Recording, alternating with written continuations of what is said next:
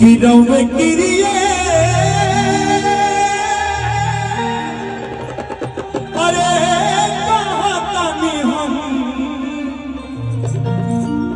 ए राजा कहियो माहुर खाके मर जाई ए राजा कहियो माहुर खाके मर जाई पियल ना छोड़बा कुछ कर जाई ए राजा कहियो माहुर खाके मर जाई अरे पियल ना छोड़बा कुछ कर जाई रंग गिरिए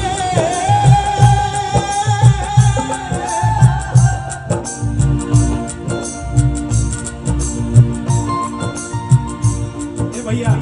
हमार मौलवा लगता कि मजबूत हो जाए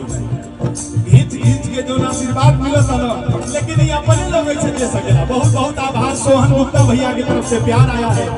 आशीर्वाद आया है, हृदय से आभार व्यक्त करते हुए का गिरौ में गिरिए देखो मेरा रू बड़ी परेशान भैया आई बच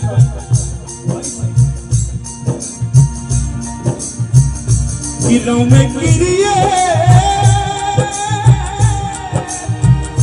अरे